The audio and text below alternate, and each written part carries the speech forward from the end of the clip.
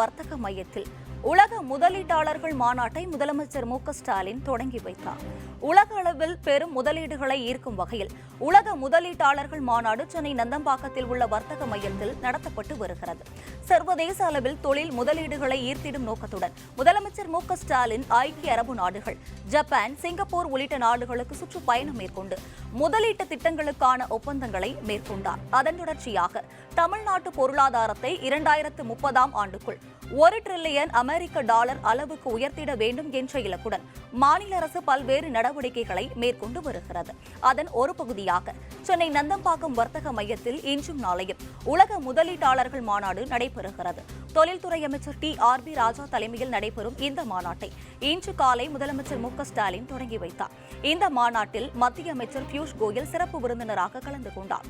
இதில் 450க்கும் மேற்பட்ட வெளிநாட்டு பிரதிநிதிகளும் 30,000க்கும் மேற்பட்டோரும் பங்கேற்றுள்ளனர்.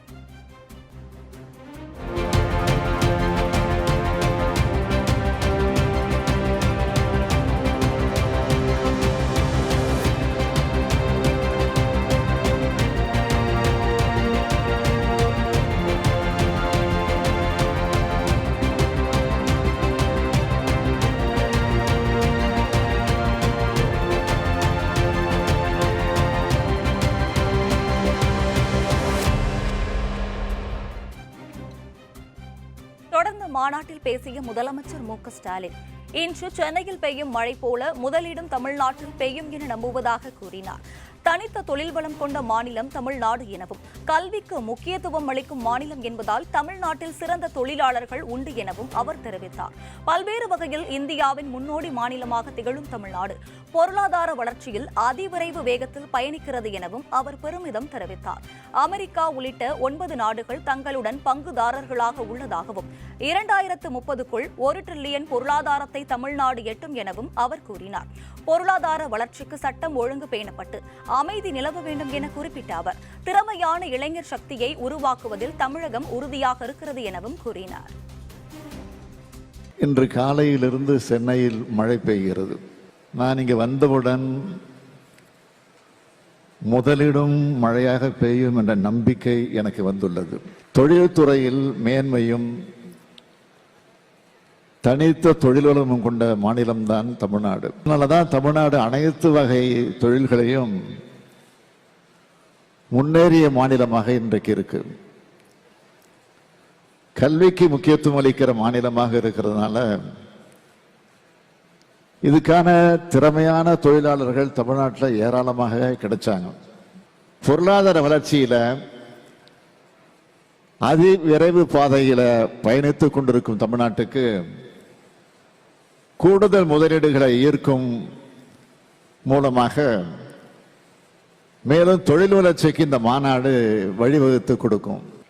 உலக நாடுகளை உள்ளடக்கிய இந்த நிகழ்வில் அமெரிக்கா, இங்கிலாந்து, சிங்கப்பூர், ஜப்பான், தென்கொரியா, பிரான்ஸ், ஆஸ்திரேலியா, ஜெர்மனி மற்றும் டென்மார்க் ஆகிய 9 நாடுகள் எங்களுடன் பங்குதாரர் நாடுகளாக இணைந்துள்ளன.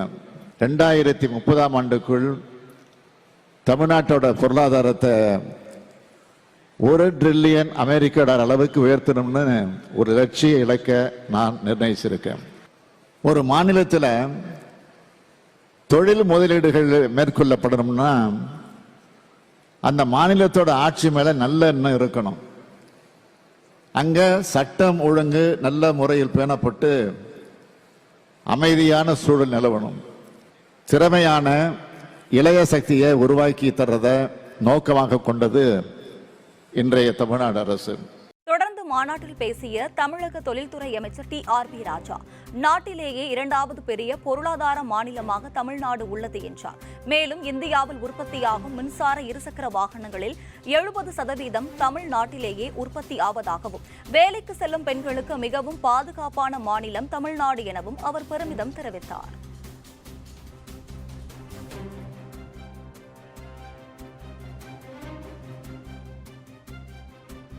இதேபோல் உலக முதலீட்டாளர்கள் மாநாட்டில் பேசிய மத்திய அமைச்சர் பியூஷ் கோயல் தமிழ்நாட்டின் உயர்ந்த இலக்கான $1 டிரில்லியன் பொருளாதாரத்தை விரைவில் அடைய வாழ்த்துகிறேன் என கூறினார். மேலும் தமிழ்நாடு தொழில் செய்வதற்கு மிக சிறந்த இடம் எனவும் இந்தியாவின் 40%க்கும் அதிகமான பெண் தொழிலாளர்கள் பங்களிப்பு தமிழ்நாட்டில் இருந்துதான் வருகிறது என பெருமிதம் தெரிவித்த நிலையில் இந்த உலக முதலீட்டாளர்கள் மாநாடு வெற்றி பெற வாழ்த்துக்கள் என கூறினார்.